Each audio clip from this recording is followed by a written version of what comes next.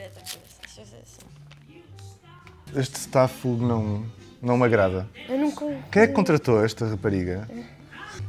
Vá, vamos lá despachar isto que eu tenho um encontro com o Bob Dylan. Acho que estou ok. Não posso chegar atrasado. Já está? Finalmente? Acho que sim, tens que sacudir a camisola melhor. Eu tenho que sacudir a camisola. Eu! Mas acho que o pai está ok. Nunca me trataram desta maneira. Quando vou à CNN não é nada assim. Comes love, nothing can be done. Comes a fire, then you know just what. I pursue no objectives, no systems, no tendency. I have no program, no style, no direction. I have no time for specialized concerns, working themes, or variations that lead to mastery. I steer clear of definitions. I don't know what I want. I am inconsistent, non-committal, passive. I like the indefinite, the boundless. I like continual uncertainty. Joana, quem disse isto foi Gerard Richter. Agora diz-me, o tema deste episódio hoje é betinhos de artes, que contrariam tudo isto que o rapaz acabou de dizer.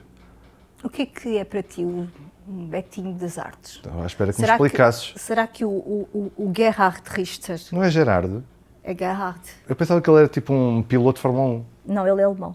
Ok. Então não é piloto de Fórmula 1 porque é alemão, mas o Schumacher era alemão. Era alemão, o Schumacher. Era não, ainda está vivo. Ainda está vivo. Eu Está pensava mais que esses gajos morto do que vivo. Se matavam todos assim. Ele tentou matar-se e então, não na Fórmula 1, teve um acidente de ski, acho eu, e está ligado às máquinas há 10 anos. O Schumacher, não o Richter. Mas sabes que esse pessoal que corre em Fórmula 1 e que faz esqui pertence todo a essas elites de onde provém depois também muitos dos nossos artistas plásticos. E não só. Estás-me a dizer que o Schumacher veio do mesmo sítio? Não estou a dizer que há desportos de elite, tal como há artes de elite, porque muitas destas coisas que são muito valorizadas como capital cultural são coisas que são naturais, entre aspas, das elites e não do povo. O povo não vai fazer esqui para a Suíça. Nem Fórmula 1. Nem faz Fórmula 1. O nosso Pedro Lamy. São desportos caríssimos. E, portanto, são desportos que pertencem às elites e até se constituíram como uma forma de criar fronteiras com o vulgo, com o povo, porque o povo que trabalha nas montanhas, com as suas cabras e as suas ovelhas, etc., não tem dinheiro, nem nunca teve, para se dedicar a desportos de inverno, porque está literalmente a trabalhar, não está a fazer esqui. Portanto, esse tipo de coisas, aliás, essas estâncias de turismo, nasceram com as monarquias e com a nobreza que ia para esses sítios passar férias. E tu vês, há muita literatura nessas estâncias turísticas em que são uma espécie de redutos e locais de encontro da nobreza europeia, tal como as estâncias balneares, como Baden-Baden e outras estâncias, que era uma das mais famosas. Baden-Baden era uma das mais famosas onde ia a aristocracia do Império Austro-Húngaro. Mas tu aqui em Portugal também tens os sítios onde há a nossa aristocracia. A Brandoa? E a Brandoa. O que sei? Não, eu creio que não. Eu acho que eles iam mais para Cascais. Não é? Por isso é que, repara, que as linhas de comboio, quando chegam, é a linha que leva, que serve precisamente a essa aristocracia. Sintra e Cascais. Para ir para as suas férias de verão em Palmela. Palmela era outra zona turística da nossa aristocracia. A Serra da Arrábida. Aliás, tu tens ainda hoje muita gente da nossa elite intelectual que tinha casa na Arrábida, como o Pedro Taman, o João Bernardo da Costa. Como é que tu sabes que essas pessoas têm casas nesses sítios, Joana? Porque eu sei muita coisa. Ok. Então diz-me, qual é o realizador português que gostava muito de automobilismo? Realizador? Não sei. Lá está, porque quem estava no cinema também nos anos 30 e 40 tinha que ser rico. O Manuel de Oliveira, claro, o Manuel de Oliveira. Aliás, ele chegou a correr Sim, sim, carro, eu adorava. lá está. Lá está. Os carros, todos esses desportos são desportos de elite. A caça, a tourada. Outro tipo de elite, mas sim, Mas porque sim. envolvem dinheiro, envolvem uma disponibilidade de tempo, porque quem tem renda e não tem que trabalhar pode se dedicar a esse ócio, não é? E o ócio, para o povo, as férias, tudo isso, uma coisa muito, muito recente, ainda mais em Portugal, que em Portugal então é só depois do 25 de Abril. É uma Outros coisa países, recente e as férias são 15 dias, ok? Nada de loucuras. Férias. Muita gente já são, por exemplo, a função pública tem 22 dias de férias, não tem 15. Que loucura! É uma loucura. Mas é curioso que a elite que começou a fazer férias e depois começou a viajar, o início das viagens turísticas, quando surgem os cruzeiros. Repara, quando surgem os cruzeiros é quando a Louis Vuitton, que é essa marca dos ricos por excelência, e que muita gente hoje associa às roupas e às malas, mas a Louis Vuitton surge como uma empresa que fazia malas de porão. E foram eles que essa é a inventaram origem. as famosas malas em forma de paralelepípedo, que cabiam, que se adaptavam aos porões dos navios e aos comboios. Porque antes as bagagens eram assim uma coisa, um saco redondo. E eles criaram essas malas, que eram duras, com uma tela dura, e que permitiam as pessoas, tinham maior economia de espaço, tanto para os navios como para os comboios. E eram destinadas a quem? À elite que viajava nas férias, aos filhos da elite e dos príncipes europeus que faziam 1 ou 2 anos a viajar pelo mundo, como o início da sua formação. Portanto, todas essas coisas, as férias, tal como a arte, começaram por pertencer às elites. Não é? A poesia trovadoresca nasce como um entretenimento da corte, dos reis e dos nobres. Os grandes pintores renascentistas eram pagos ou pela Igreja, como o Miguel Ângelo, para fazer a Capela Sistina, ou pelas grandes famílias, como o Leonardo da Vinci. Quem é que patrocinava o Leonardo da Vinci? Uma família rica milanesa, que não eram os Borgia, mas eram os Sforza, que eram tão ricos como os famosos Borgia. Foram os Sforza que patrocinaram e que pagavam ao Da Vinci e que pagaram para ele fazer aquelas coisas maravilhosas. Sim, mas, portanto, a arte esteve sempre ligada ao dinheiro e às elites. Sim, mas e hoje em dia, o que é que se passa? Vamos falar hoje de a arte como mercadoria e o nepotismo e cunhas e betinhos da arte. É Das isso? artes, em Portugal e não só. O que é que se passa? O que é que se passa? Passa-se com essa de Queiroz, morreu em 1900 e os apelidos são os mesmos hoje. Não é? É tal história, não é? Se ele voltasse, conhecia toda a gente. Não é? Porquê, Joana? Mas isso é na literatura, mas acontece Na também literatura nas é a mesma artes. coisa. Acontece também nas artes. É a mesma coisa. Que é aquilo que eu estava a dizer. As artes pertencem às elites e são transmitidas geracionalmente, ou seja, através do nome, mas não só, através de uma teia de contactos e depois através de todas as instituições que, entretanto, se formaram à volta das artes. E se falemos só das artes plásticas agora, que precisam, não são propriamente tão baratas assim, é preciso dinheiro para telas e para tintas. Por exemplo, o Rembrandt, quando começa, e ele começa a fazer aqueles retratos para os ricos, e era a forma que ele tinha de se sustentar, e poder sustentar a ele, à família, e poder continuar a comprar tintas e pigmentos e pincéis, e ele começou a retratar aquela elite holandesa que nasce com a ascensão do Império holandês, muito também por causa de todos os judeus portugueses que foram para a Holanda, quando saíram de Portugal, e era quem tinha dinheiro, e muitos dos retratos que o Rembrandt fez, fê-los para famílias de judeus portugueses ou descendentes de judeus portugueses, como o Spinoza, etc.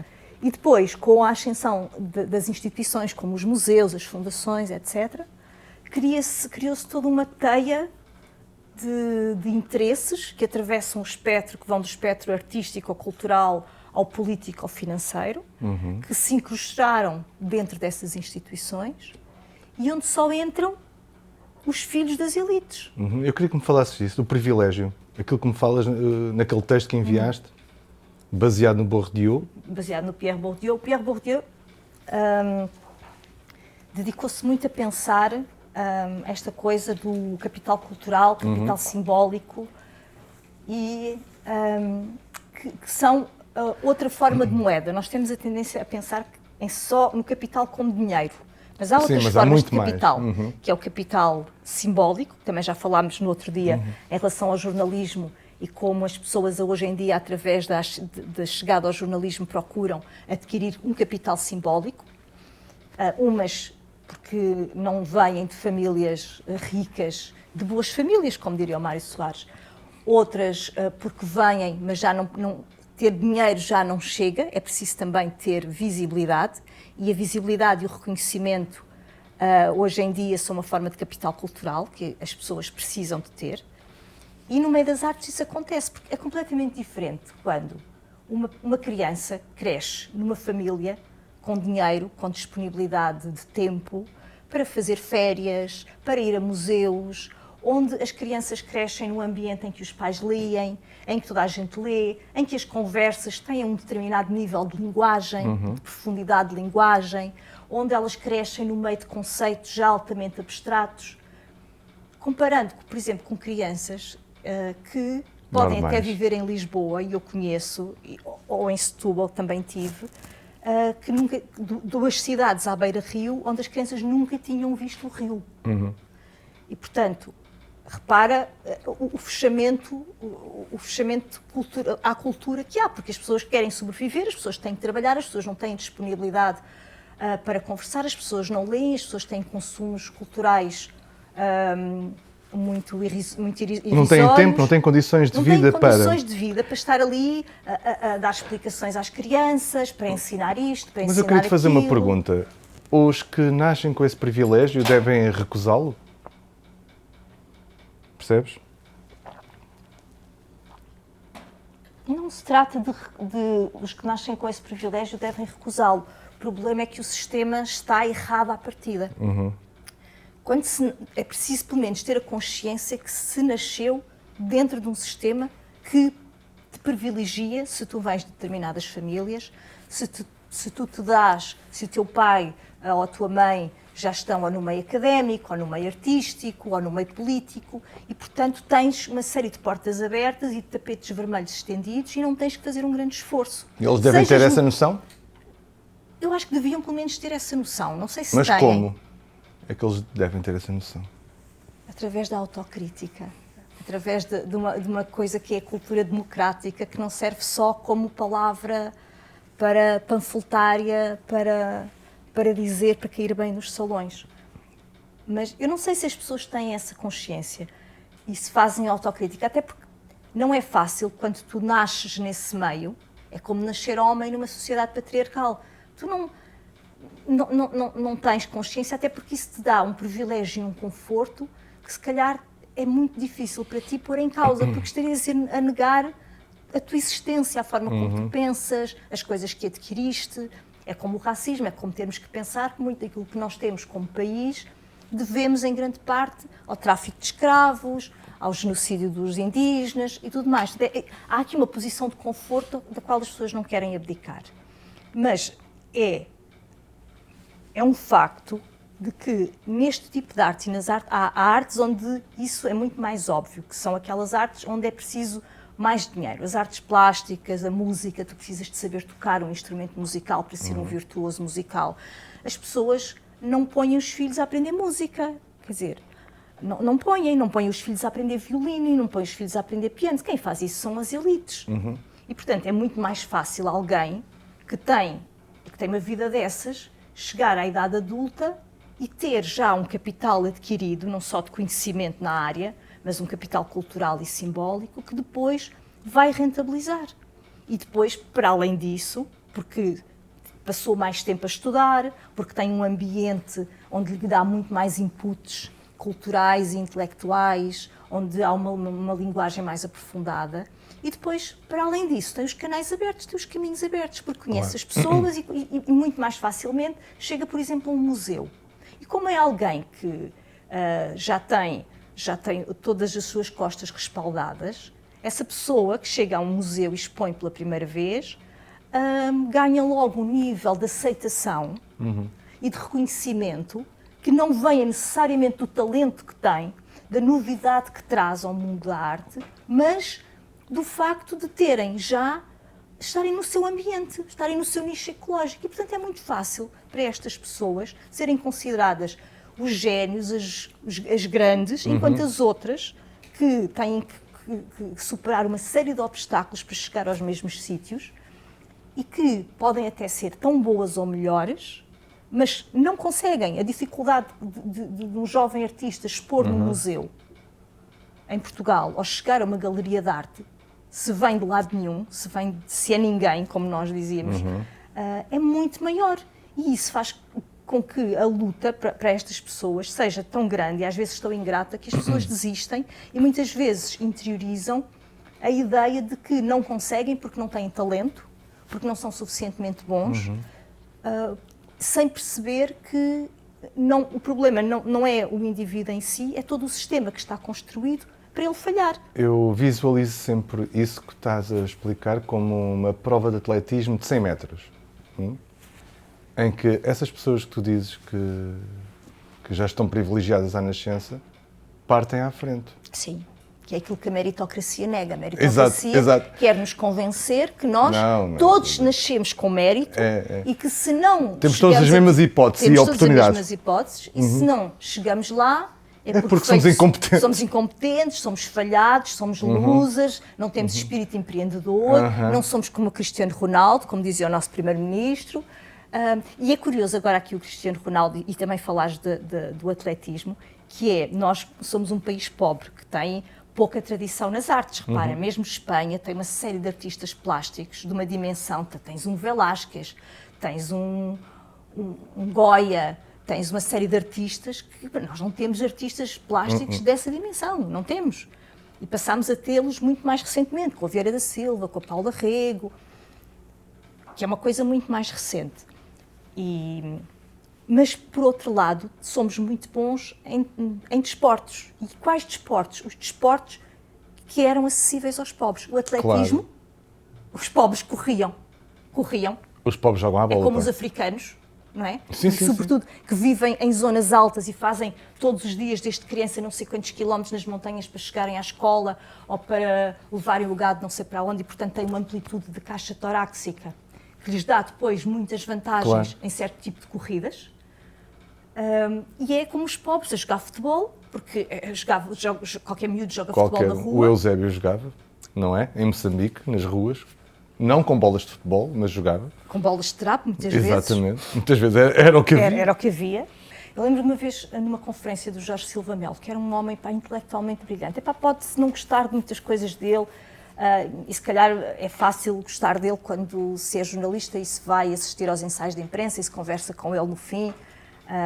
E as pessoas que trabalham depois diretamente com essas pessoas têm uma visão mais próxima e têm muitas críticas. Mas, de facto, eu lembro-me do Jorge Silva Melo explicar uma coisa. Na Europa Central, ao lado do palácio, havia um teatro e uma ópera. Aqui em Portugal isso nunca aconteceu.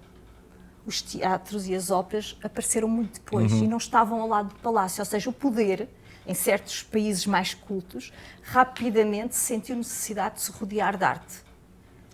Nos países católicos, nos países do sul da Europa e em Portugal, mais especificamente, isso não acontece.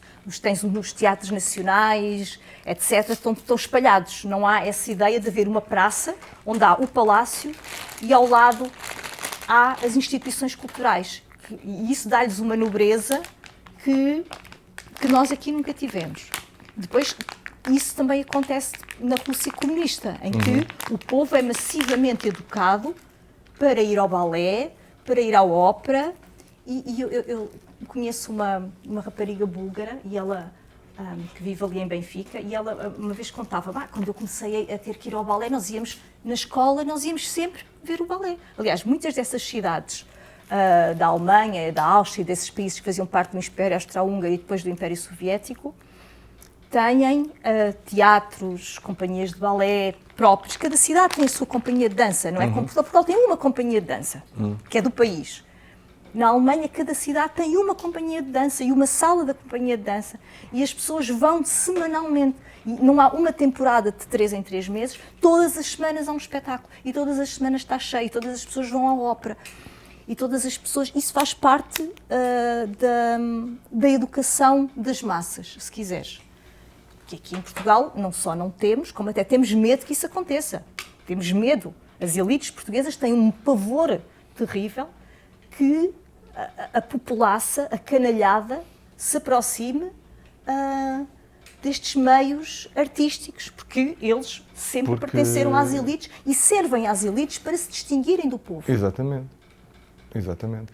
Sabes que eu hoje vou tentar ler um texto do Vítor Silva Tavares. Eu conheci, na primeira conversa que eu tive com o Vítor Silva Tavares, ele disse-me assim: porque eu queria que ele fizesse o lançamento de um livro, o livro da letra livre sobre a e etc. E ele diz-me assim, e etc, uma editora no subterrâneo. Sim. E diz-me ele assim: mas vamos fazer isto nos sítios do costume, aqui no centro de Lisboa? Eu, não, podemos fazer na Margem Sul. Por mim, é na boa. E ele, na verdade, eu faço lançamentos em qualquer sítio, mas não no CCB. Ele, não. Isso é que não, no CCB não aceito, eu não ponho os pés no CCB. Mas o Vítor era uma pessoa do povo, da Madragoa, não é? Sim, da Madragoa e bem povo. E a história dele é incrível, porque ele vivia com uma avó, creio que era uma avó, que percebeu que ele era muito esperto e depois houve uma professora que tomou conta dele e dava assim uma espécie de explicações e o foi ensinando. E ele foi furando todas as barreiras que a sua classe, a nossa classe, impõe àqueles que tentam aceder a algum lugar artístico. E eu também contava que em Santo André, quando criaram o primeiro e único grupo de teatro que existe, que é um grupo de teatro que nasceu na escola, e eu e umas outras miúdas tentámos e fomos lá fazer umas... Não eram audições, éramos miúdas, estávamos para aí no 6º ano, no ciclo preparatório, e não obstante o professor que estava à frente daquilo ter achado muita graça a algumas coisas que eu fiz, obviamente nenhuma de nós entrou. E quando o grupo começa a sério, as únicas pessoas, os únicos alunos que faziam parte daquele grupo de teatro eram todos ou filhos dos professores do liceu, ou filhos dos engenheiros da Petrogal, que era a Petrogal, pronto, que era a Companhia de Petróleo Portuguesa, que hoje já não existe, quer dizer, não sei se ainda existe, com outro nome, é a Galp, ou o que seja. E, portanto, depois, já um bocadinho mais crescida, eu percebi que eu nunca podia entrar para aquele grupo de teatro. E que, apesar de tudo, me serviu para eu aprender. Foi através daquele grupo de teatro que eu descobri o Alberto, o poeta Alberto, e que descobri a Marguerite Duras. Para nós pobres serve sempre alguma coisa, essas coisas, sim, não é? Sim, embora as pessoas achem que não, e se calhar para a maioria não serve para nada, mas há sempre alguns para quem serve. Por isso é que eu acho tão importante que os jornais e os jornalistas de cultura e as pessoas que pretendem falar para um público, sobretudo pessoas que acham que são de esquerda e estão aí a pregar a Bíblia de esquerda, e só lhe falta agitarem o livro vermelho do mal. Sim. Era importante que elas percebessem que quando escrevem deviam escrever pedagogicamente, não condescendentemente, mas pedagogicamente. Porque se tu queres chegar às pessoas, se tu queres chegar não às elites, porque essas não precisam dos textos dos jornalistas para nada, elas sabem perfeitamente como chegar aos livros, como chegar ao balé, como chegar aos filmes. Agora, mas sabes o que é que me irrita? É que há uma atitude dessas pessoas privilegiadas são os pedantes, são arrogantes, não há empatia. Aquela coisa que se fala, o ser humano é empático, não é nada empático. Esses gajos não têm empatia nenhuma. não, Eles partem à frente, na prova de 100 metros, e estão-se a cagar para os outros. E eles acham que são melhores do que os outros, e não são. não é porque as pessoas veem o trabalho do Vils ou daquele outro que faz coisas com lixo, O Bordalo, Bordalo.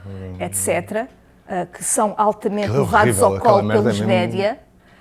E pelo acham Estado, que e gostam. pelo Estado. Pelo Estado. Esse e bordal pelos- foi e pelos tudo pago pelo jornais. Estado. E o Vils? E o Vils não sei tanto sobre ele já. Sim, Sei que fez um videoclipe aos YouTube. Sim, mas foi totalmente patrocinado pelo Zein Albava. Porque eu, a primeira vez que entrevistei o Vils foi quando o Zein Albava foi diretor do DN por um dia e quis que o Vils fizesse a capa do DN e eu fui entrevistar o Vils, a mandado, não é? Porque é isso que os jornalistas fazem. As pessoas acham que nós fazemos o que queremos. Não. O Nós Vils não fazemos- era DJ no Kremlin ou no platô? Não, ele é um rapaz da margem sul. Não, esse era o outro, E começou a esquece. fazer grafites nos comboios e não sei o quê. Pá, e É da percebeu- nossa geração esse gajo. Não, é mais novo. Mais novo? Sim, É da sim, minha sim. idade, então, Não, não? não, deve ser mais novo do que tu. Mais novo do que eu, o Vils. sim, sim, sim. Não há ninguém mais novo do que eu. E depois foi completamente levado ao colo. E depois fez obras públicas e com dinheiros públicos em todo lado, desde o Teatro Nacional, em todo lado. O Almada E agora vai Negreiros fazer- também vai fez fazer obras um com Ferreiro- dinheiros públicos, está bem? Quem? O quê? O Almada Negreiros. Mas o errado não é fazer obras com dinheiros públicos, muito pelo contrário. Estava só Eu a acho chatear-te. que- Eu acho que os dinheiros públicos até deviam fazer mais. Por exemplo, houve uma coisa boa no salazarismo, agora em relação a isso, pensando no Almada Negreiros, que era Foda-se. quando se construía um prédio em Lisboa, e tu tens muitos à Via da Liberdade, era sempre, contratava-se sempre um artista para fazer um painel. Sim, isso não é só na Avenida da Liberdade, há em montes de sítios. Mas isso desapareceu. Isso, por exemplo, era uma coisa boa, porque se deu trabalho a artistas, e hoje temos trabalho de artistas que se calhar já ninguém conhece, mas que está ali um trabalho, e foi dado trabalho àquele artista, agora, nem Agora falamos dá-se no trabalho. CCB, quer dizer, agora criou-se à volta destas instituições, seja do CCB, seja da Gulbenkian, que já foi uma instituição importante, que foi o nosso Ministério da Cultura durante tantas décadas, mas hoje em dia e eu digo isto pensando na entrevista que fiz ao Sr. José Blanco de Portugal, que trabalhou ainda com o Azeredo Perdigão. Já não sei que propósito, eu entrevistei o Sr. José Blanco de Portugal há uns anos, ele agora já morreu, e ele dizia-me claramente: a Gulbenkian foi tomada pelo aparelho do PS e do PSD. Há uns anos, até mesmo depois do 25 de Abril, a Gulbenkian ainda era independente. Mas quando eles começaram a perceber que aquilo tinha um grande capital simbólico, que era importante estar na Gulbenkian, começaram a colar-se ali como lapas e havia muito dinheirinho. E agora tu vês quem são as pessoas que estão à frente da Gulbenkian. São tudo pessoas que vêm diretamente dos aparelhos do PS ou do PSD, à medida que os governos Quem é que está à frente do PS daquilo e do agora? PSD. Já não é o Feijó. Acho que é o Feijó É o Feijó? Acho que é o Feijó ainda.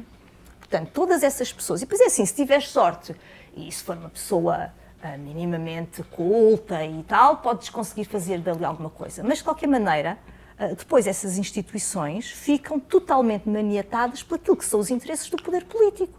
Se os interesses do poder político, como foi no governo do Costa, que decidiu que Camões, não se vai comemorar os 500 anos de Camões, porque o Camões era por causa dos descobrimentos, ele defendia os descobrimentos e não se vai comemorar os 500 anos do Camões. E pronto, depois o governo mudou e houve aquela celeuma toda, porque não havia dinheiro para os 500 anos do Camões, mas houve dinheiro para o Festival da Felicidade no CCB da Anabela Mota Ribeiro e do Teodósio, que é muito importante, muito mais importante do que o Camões. O homem que nos deu a língua portuguesa. Não, qualquer.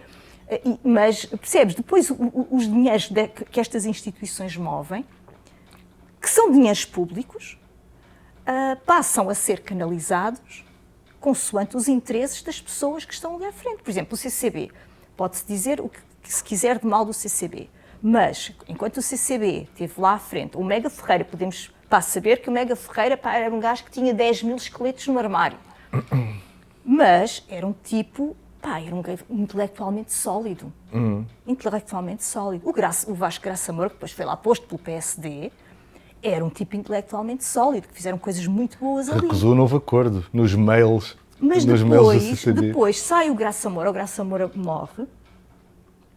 O Mega Ferreira e morre. Sim, Estão todos mortos. Estão todos mortos e depois entra ali em força a maçonaria, que é aquele Elísio Samarviel, que é um tipo... Já cá faltava, Joana. Mas é verdade. Já cá Toda faltava. a gente sabe disto. Ela já falou do PS e do PSD. E agora é maçonaria. Epá, e agora, e depois então, quando sai o Somerville e põe lá a Aida Tavares, a Aida Tavares fez do CCB o seu quintal.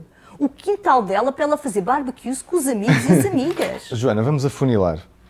O que é que deve fazer um artista não privilegiado hoje em dia? Suicidar-se. Epá, suicide-se, atir-se debaixo de um comboio, ou então vai fazer broches, e vai fazer minetes, é estas pessoas que nós estivemos aqui a mencionar. Porque lá está, ou estás no meio privilegiado, ou tens de fazer broches. E se não queres, acabas como nós. Sem dinheiro. Percebes? Sem dinheiro, Merda. a ser vilipendiado, etc. És um pária da sociedade, porque, não só, no meu caso ainda És é um pior. falhado. No meu caso ainda é pior, porque a certa altura tu tens acesso a esse meio e não aproveitas. Toda a gente diz, epá, mas aproveita, tu conheces fulano de tal, e Exato. Beltrano, epá, vai para a cama Conheces com toda a gente, ele, faz. epá, faz-lhe um broche, e tu pá, dizes, não, epá, não. Mas é não que o problema é que nem é apetece. preciso fazer broches, basta seres amiguinho de alguém. Basta seres amiguinho, sim, nós estamos aqui Calma, a gozar, basta seres estamos amiguinho. a gozar, Sim. pessoal, estamos a gozar.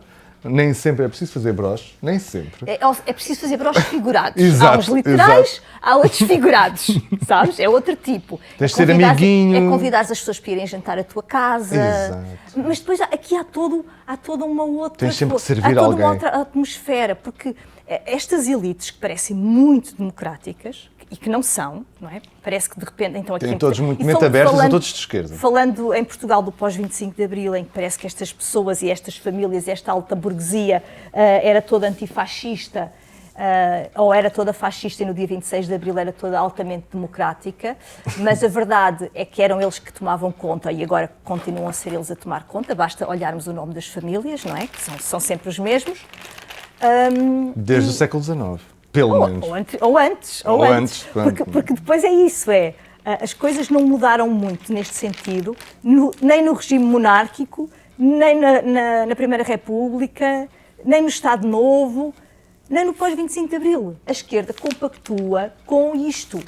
A esquerda, em vez de desconfiar e de perceber estes mecanismos e de os denunciar, simplesmente encontrou também ela ali o seu nicho ecológico. Eles preferem... Que é o quê? Qual é o nicho? É serem os lambotas. É serem os lambotas do poder, é serem os Luís Osórios do poder, andarem ali a lamber as botas e a babar para cima e a achar que com isso ganham muito, porque pronto, é o que se tem. A partir dos estudos que o Pierre Bourdieu fez na década de 70 e 80, depois vai surgir um sociólogo americano que se chama Richard Peterson, que nos anos 90 vem com um conceito que é o omnivorismo cultural, em que ele mostra que com as mudanças sociais, a globalização, os ricos precisaram de já não ter fronteiras tão rígidas, as elites culturais e financeiras não ter fronteiras tão rígidas com as classes mais baixas. E, portanto, passaram também elas a consumir aquilo que as classes mais baixas consomem. Vamos falar da música dos anos 80. Os gajos, hoje em dia, em 2026, gostam muito dos pop del arte e dos Mão Morta. Mas não gostam dos chutes. Sabes não? porquê? Porque os chutes são demasiado pobres. Ok, Pop del arte é cool. sim. Porque Mão tem Morta um é alto cool. erudito. Sim, exatamente. E o gajo era de Como os cantorica. Lerif ou Dada, whatever. por Sim, exemplo, ou os exatamente. Madre Deus. Mas chutes é demasiado rasco. Ou rasca. Rasca. Rasca. E então não... Eu por acaso era para ter posto um vinil dos chutes aqui hoje, que é assim, mas ainda vamos a tempo.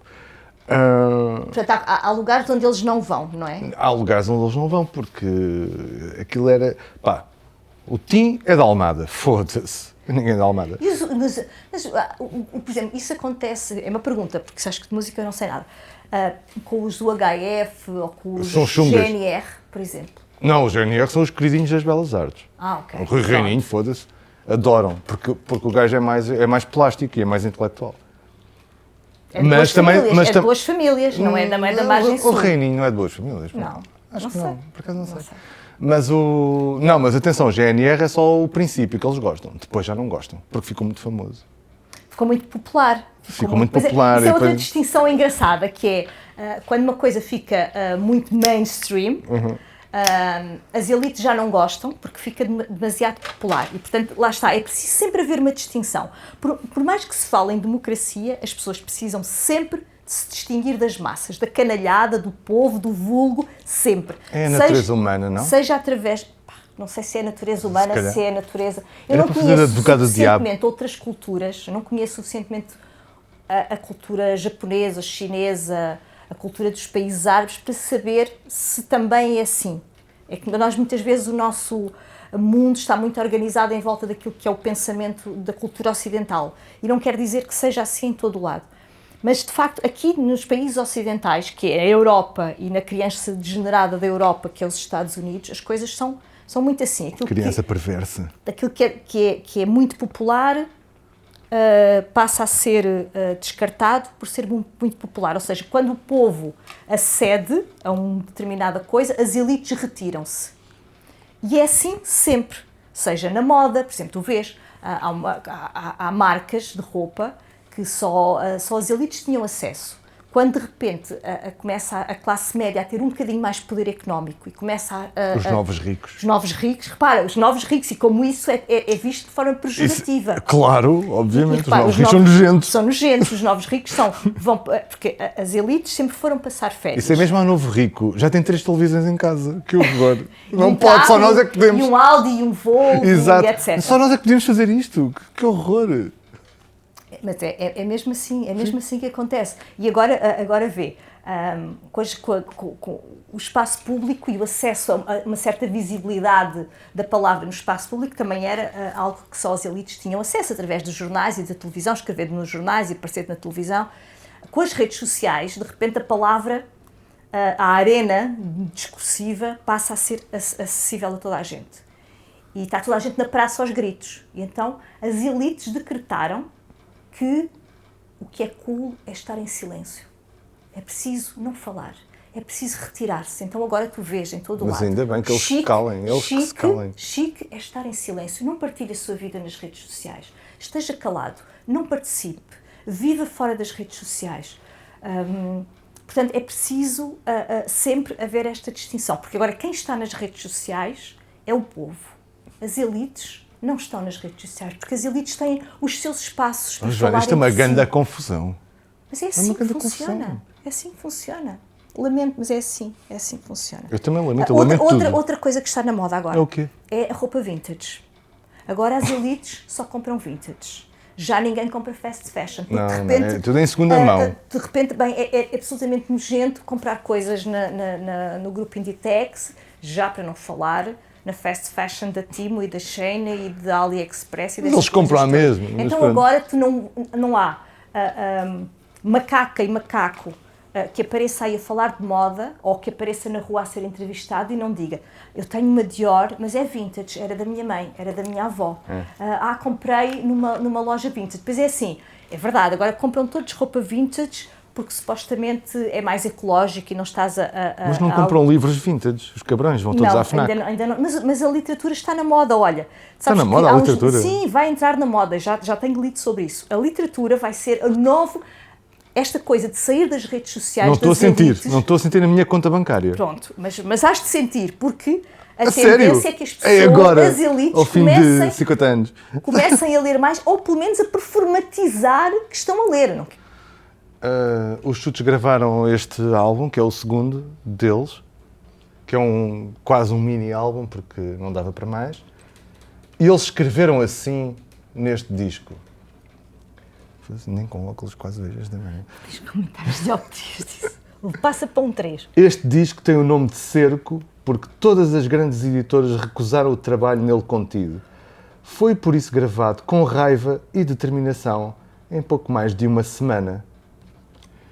E está vivo. Raiva e determinação. E olha que as crianças adoram os Chutes. Os meus alunos que têm 9 anos sabem as canções dos Chutes.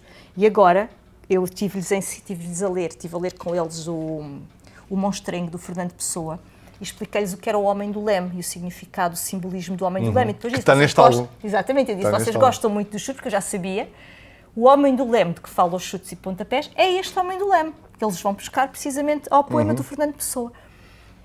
Portanto, digam que eu não estou a fazer comunismo em Marvila. Eu li isto porque, para aqueles que, como os Chutos, não tinham amigos nas artes, tinha que ser assim. Eles montavam os próprios palcos. Sim, O Calu, sim, sim. o baterista, ia lá martelar, porque senão não tocavam.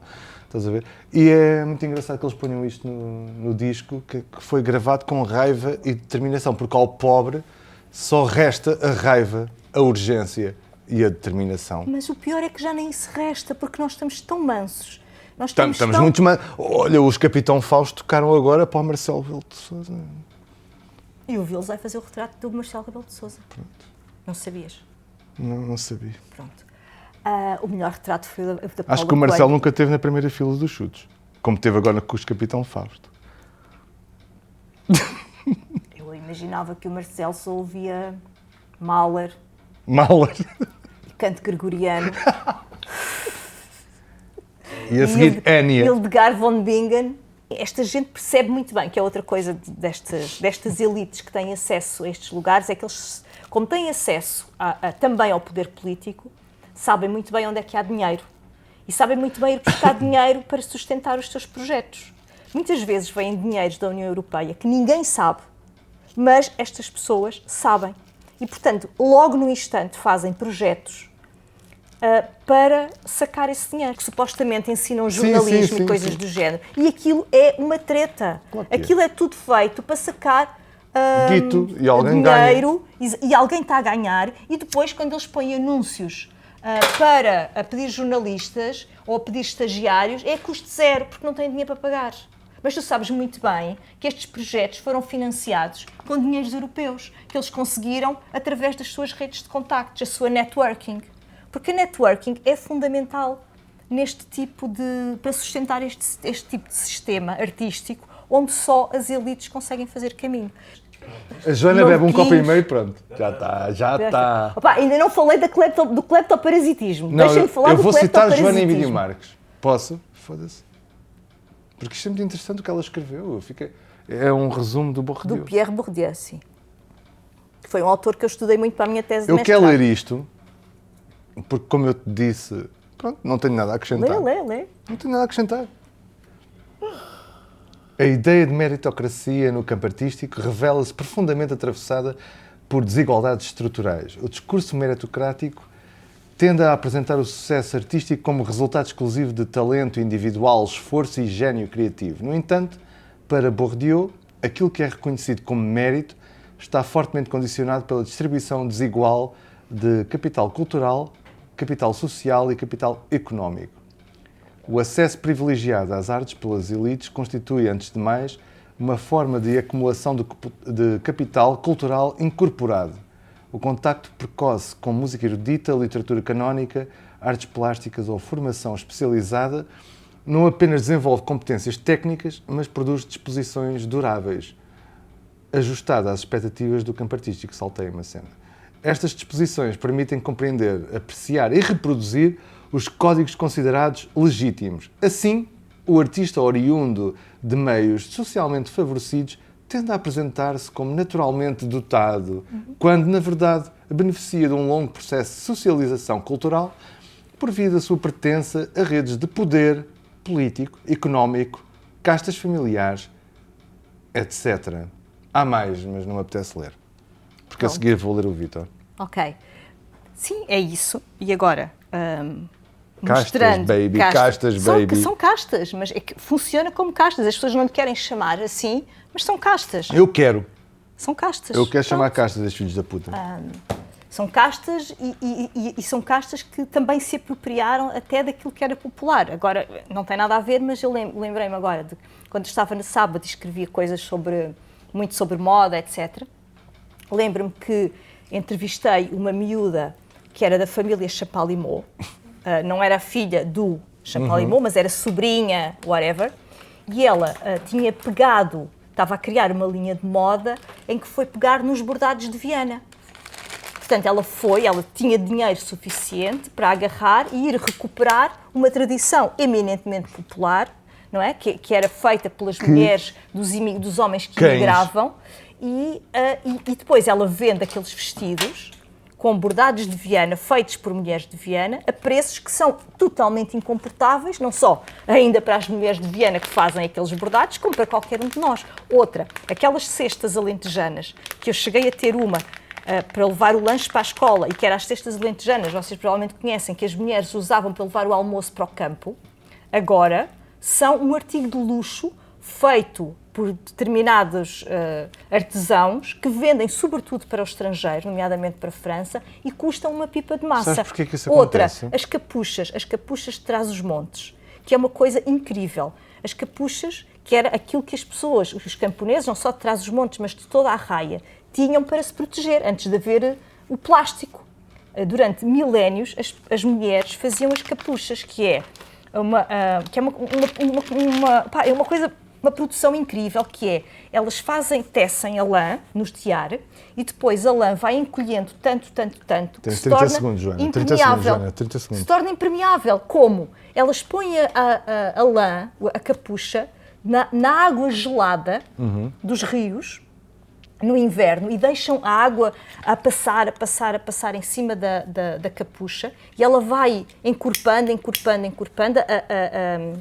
a fibra vai ficando cada vez mais apertada, e depois passam dias e dias a bater no tecido, e depois voltam a pôr na água fria. É um processo longuíssimo, imagina pôr as mãos na água gelada, mas aquilo cria uma capa totalmente impermeável à neve, à Mas chuva. os ricos apoderaram-se disso agora? Hoje em dia, uma capucha custa uns 600 euros. Porque, entretanto, houve umas jovens designers que decidiram recuperar as capuchas, mas as capuchas hoje são uma coisa que só as pessoas ricas podem usar. E sabes porquê Como que as isso acontece? samarras alentejanas. Sabes porquê Quem é que que isso tem dinheiro acontece? para comprar uma samarra? Sabes porquê que acontece? Porque os ricos não têm criatividade. Eles têm que ir buscar as coisas aos pobres, os filhos da puta. Eles não conseguem pensar. Porque a criatividade nasce precisamente da falta. Nasce da falta, nasce do buraco. Como é que é aquela... A necessidade de aguçou engenho. Aguçou engenho. Pronto. E os riquinhos depois chegam e... Ai, que engraçado. Agora vou aproveitar isto. Que típico, que Ai, que exótico. giro. Agora vou meter o dinheiro da minha família nesta merda. E as pessoas compram, as pessoas tu compram. Eu adorava ter uma capucha, mas onde é que eu tenho dinheiro, 500 euros, para dar por uma capucha? Não tenho. É só vender as luvas? Não, as luvas são fast fashion, porque eu não compro coisas vintage. Sabes que quando eu vou ao Alentejo, os restaurantes são caríssimos. E depois, bem, é raro eu ir ao Alentejo, porque uma pessoa não viaja, não é? Mas... Tu não sais daqui, não sais do bunker, Então vou sair para onde? É tudo caro. Eu para sair daqui tenho que pagar. é verdade? Foda-se. É verdade. Posso ir a pé para o Alentejo, é verdade. E eu iria. Mas é caro sair daqui. É uma Nós chatice. estamos aprisionados. Eu para ir ao Estamos Cais de Sodré tenho que pagar aprisionados. 2 euros. Ok? Tipo, porra, e o Cais de Sodré é aqui. Portanto vou a pé. É só 15 minutos a pé. Não é? Mas pronto. Eu ia dizer, já não sei. Eu estava a Eu falar, queria ler o Vitor. a propósito da alta cultura e baixa cultura, Outra eu vez? frequento o TikTok. Ah, vá, foda-se. Eu vou ler o Vitor. O TikTok, que tem sido absolutamente amaldiçoado pelas nossas elites intelectuais, E bem, do Pacheco Pereira aos Ricardo Araújo Pereiras, Pedro Mexias, Filipe Alexandre Rodrigues. tu não tens nada contra o Pacheco Pereira. Tu querias te casar com ele. E há uma razão de ser. É porque o TikTok foi, agora já não é porque foi comprado pela empresa americana, mas era uma das redes sociais onde se tinha acesso a coisas mais diferenciadas. Nomeadamente, e foi isso que me levou ao TikTok e que me fez descobrir o TikTok, onde eu tinha informação sobre o que estava a passar na Palestina, sem ser através da mediação dos média ocidentais. E aí eu descobri coisas incríveis. E coisas que eu sigo no TikTok e que recomendo. Pessoas que salvam corvos. Eu sigo 2 páginas de pessoas que salvam corvos. Já estás maluca. São os dois, é um homem e uma mulher. São 2 contas diferentes, mas eles são ambos escoceses. Por que estamos a falar disto? Já vais perceber. Houve. Estou a moderar. Eles Estava a moderar. salvam corvos. Eu a Porque moderar. há pessoas que acham que é muito giro ter um corvo como animal doméstico. As pessoas agora querem todas ter o seu animalzinho. Sim, porque ter Já um cão não- e um gato já não está na moda, portanto, agora querem ter corvos. O que é que acontece? Quando se tenta domesticar um corvo, é muito difícil, porque eles são animais selvagens. E depois as pessoas não conseguem mantê-los. e depois abandonam-nos. E quando eles são abandonados, sobretudo se tiverem sido apanhados ainda em cria, pequeninos bebés, eles já não têm capacidade para caçar, não têm capacidade para detectar predadores e, portanto, têm que passar por uma espécie de processo de se tornarem novamente selvagens. E estas duas pessoas, eles treinam corvos, corvos que tinham sido domesticados para os devolver depois ao mundo selvagem. Nem todos podem regressar ao mundo selvagem, muitos deles perderam totalmente a capacidade de voltar ao mundo selvagem. E são duas contas absolutamente fabulosas, onde há ali um mundo tão puro, tão verdadeiro, que aquilo é quase um bálsamo, a pessoa passa os dias, como tu dizias, a levar no outro podcast, a levar com os Epsteins, e com este horror todo, e com as guerras, e com não sei o quê, de repente está ali aquele tipo na Escócia a mostrar os corvos, e depois os corvos aprendem a falar, e ele ensina-nos 1000 coisas interessantes sobre os corvos. Pronto, e uma das coisas que eu aprendi foi que os corvos são cleptoparasitas. O que é um cleptoparasita? É o quê? Por favor. Uma pessoa como estas pessoas, estes artistas, que giram em volta das instituições com dinheiro, dos CCBs, dos museus, das fundações disto e das fundações daquilo, onde há dinheiro. Sim. Um animal cleptoparasita é, por exemplo, um corvo, uma hiena, uma gaivota, ou seja... Uma raposa? Uma raposa. São animais que roubam a comida de outros animais. Por exemplo, o que é que os corvos fazem? Eles seguem, por exemplo, uma cobra, sabem quando a cobra está prestes a apanhar um rato e um coelho, e no momento em que a cobra abocanha o rato e o coelho, eles vão lá e roubam. A presa já está imobilizada e eles roubam. Tal como as gaivotas fazem isso com os pescadores, com os barcos de peixe. Ou seja, são animais que roubam outros animais que roubam. E esse tipo de simbiose chama-se cleptoparasitismo.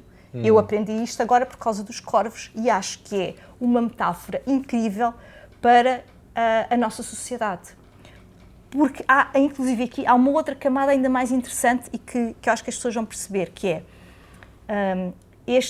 os corvos e estes animais cleptoparasitas muitas vezes desenvolvem com os outros animais que roubam, por exemplo, os corvos com as cobras, eles não só vigiam as cobras para perceber e seguem as cobras para perceber quando elas vão atacar, mas as cobras também já perceberam isso e há uma espécie de simbiose entre o corvo e a cobra, em que o corvo indica à cobra, porque os pássaros de cima têm uma visão muito mais ampla, e veem onde estão escondidos animais que as cobras não sabem onde estão. Então eles voam na direção de onde está a presa que lhes interessa, esperam que a cobra vê que o corvo voa para lá e entende, e vai dirigir-se àquele animal. Fazem o mesmo com caçadores. Por exemplo, os caçadores de veados, que há muito na Escócia, isto passa-se da Escócia, mas isto é um fenómeno estudado na biologia. Nós é que não conhecemos.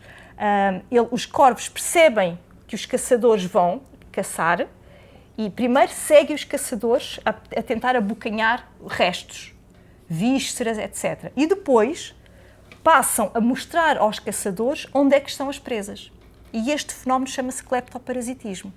E eu acho que este fenómeno do cleptoparasitismo é o retrato fiel do que se passa nas artes em Portugal. Concorda ou não concorda? Concordo. É alguém que rouba o dinheiro ao Estado, roubam o dinheiro ao Estado, os dinheiros públicos, e depois os outros sabem onde está o dinheiro e vão abocanhar esse dinheiro e dividem a presa. E a presa somos quem? Somos nós. A presa somos nós. Somos nós o povo que paga os impostos e que dá dinheiro para estas coisas e que vê tudo isto dilapidado e não tem nenhum retorno disso. Da mesma maneira que as elites agora não vão para as redes sociais e valorizam os silêncios livres e não sei o quê. Ele não está a gravar. Não. Agora, por causa da inteligência artificial, e toda a gente faz textos no chat GPT, etc. Os nossos intelectuais e literatos, para mostrarem que os textos que eles escrevem não são feitos no chat GPT, começaram a trazer à baila arcaísmos da língua portuguesa. Palavras que tinham caído totalmente em desuso e que de repente eles estão a usar. Agora é vê-los a dizer destarte. Destarte. Oh, vá lá, foda-se. Suer. Suer. Foram aos livros do Aquilino. Foram ao Aquilino. Porquê? Porque para mostrar que aquilo que eles escrevem não é escrito pela inteligência artificial, eles são pessoas intelectualmente autónomas. Bom, pelo menos propõem-se a um exercício mais... E porque a linguagem do ChatGPT é uma linguagem muito ancorada na linguagem anglo-saxónica, eles de repente estão a trazer à baila palavras arcaicas da língua portuguesa, o que eu acho muito bem. Acho bem, claro. Mas, pronto... Eu quero falar como o Gil Vicente outra vez. Acho curioso, pronto. Porque podiam ter feito isso antes. Podiam ter feito, porque não? Já fazia. Então vamos lá. Ser sérios. Nada sério, não é? Como é óbvio. O texto deste livro, para já, do Vítor Silva Tavares, começa na capa. Ok? Como podes ver, Joana, começa na capa. É giro. Isto foi um texto que o Vítor escreveu em 72. 72? 72. E ficou esquecido. Há uma trapaça qualquer aqui, whatever, investiguem depois. E ficou esquecido durante décadas, até que o Pedro Oliveira, que é um livreiro, encontrou o texto, uma plaquete que eles fizeram em 72, encontrou na Sá da Costa, nas caves da Sá da Costa, Uau. em 2012, e então fez esta reedição de 2 dias de edições, e etc. Acabou com a morte dele em 2015, portanto, ele tinha 78 anos ou assim. Os últimos 10 anos dele, começou a levar com estes putos todos snobs de merda, do Chiado do Bairro Alto, das Belas Artes, não sei o quê, essa escumalha toda. E ele já tinha 70 e tal anos, está-se bem, percebes? Com aquela humildade dele, que estes filhos da puta nunca vão ter essa humildade a outros. Não vão ter. Não vão ter porque são ricos. E foram ricos sempre. E quando tiverem 70 e tal anos, não vão ter a humildade que o Vítor teve para acolher estes cabrões privilegiados de merda da Avenida de Roma e de Campo de Ourique e sei lá de onde. Das Avenidas Novas. E das Avenidas Novas e whatever. E que tiveram dinheiro para ir para as Belas Artes e para design e para comprar Macintosh e não sei o quê. Não é? Que chegaram ali a fazer bicos ao Vítor, na etc., que ele pagava com o dinheirinho dele e não sei o quê. Suado. Eles não vão fazer isso a outros. Esses cabrões não vão fazer isso a outros. Até e o Vítor esse tipo de generosidade se perdeu. Sim, perdeu. A empatia. Não há empatia. O Vítor era empático porque veio da merda.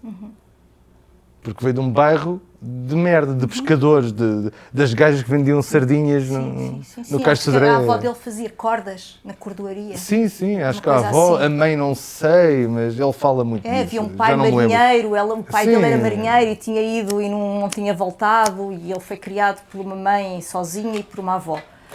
Sabes, o que me mete nojo é isso, é muito cool o gostar daí, etc., ou do Vítor Silva Tavares, e não sei o quê, é muito intelectual. É o omnivorismo cultural.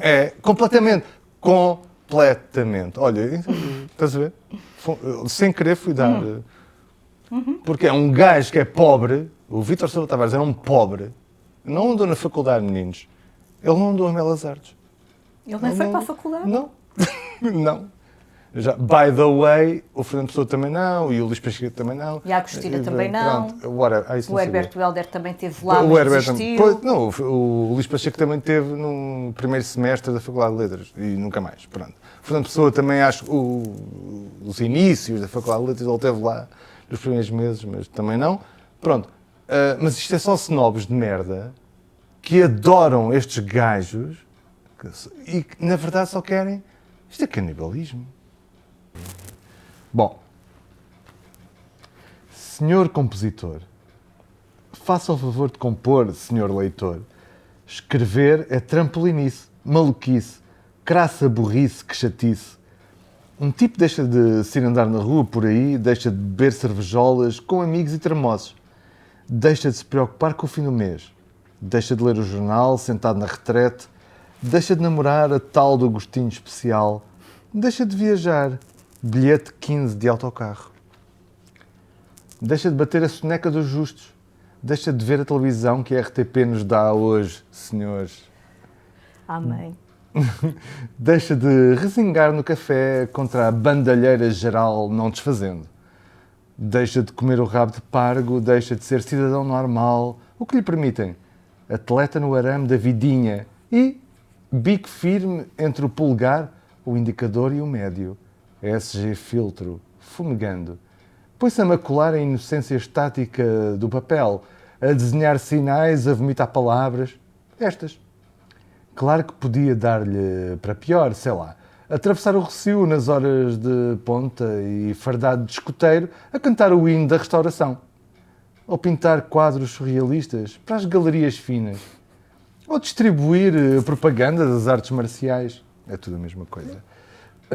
Ora cuspir na sopa de marisco até os escudos. Mesmo assim, duvido, feitas as contas, deve ser mais grave doença esta de parir, rabiscar, alinhar palavras num espaço tão indefeso, coitado. Papel. Peço muita desculpa. Aguenta o mau jeito. Já a minha mãe dizia, logo havia de me sair um poeta. Era só o que me faltava. Creio que ela queria que eu fosse doutor de qualquer coisa. Acho que tinha muita razão, ou não fosse mãe. Um doutor é um doutor. Pessoa que trabalha para o quadro na parede e o progresso na sociedade, enquanto um poeta é um mangas com a psique avariada.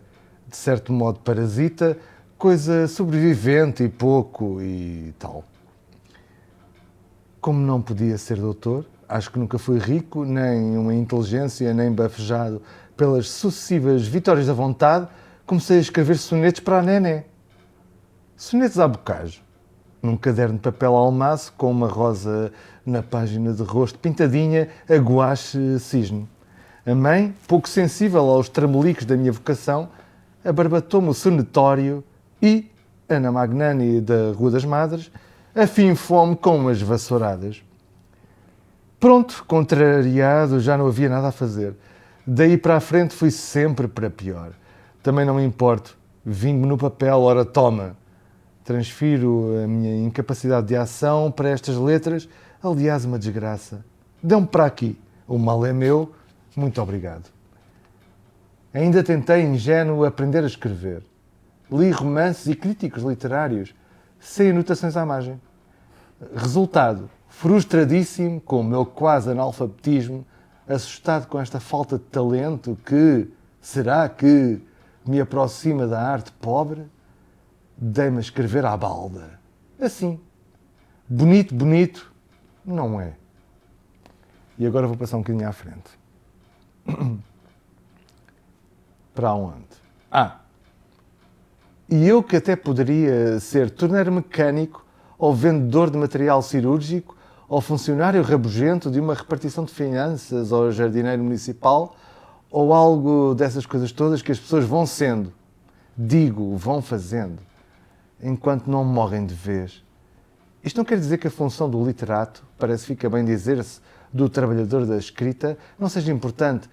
É pelo menos tão importante como a do estivador, e a do padeiro, e a do médico, e a do empregado de café, e a do agricultor, e do tecelão, do engenheiro químico, e do professor primário, e do tipógrafo, e assim por diante.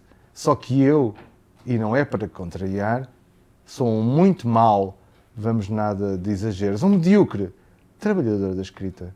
Não tenho paciência. Não aprendi técnica literária. Não percebo puto de semiologia, Nossa Senhora. Chateei-me sempre de ler os professores de linguística e o como deve ser dos gramáticos.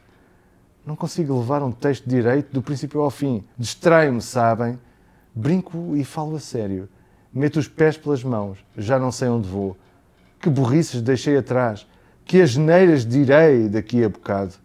Acresce que não me importe nada com tais defeitos. Se trejeitos ou efeitos do risco. Não sei. Nesta instabilidade eu sou um anarquista ou um desesperado ou ambas as coisas ou mais ainda. Como, por exemplo, um homem dividido por tantas multiplicações. À falta de melhor, direi que sou um poeta. Embora o texto o não comprove devidamente. Sou um poeta que não sabe escrever, mas escreve o seu não saber. Aqui para nós, estou-me nas tintas para a literatura. Ou melhor, para as belas letras.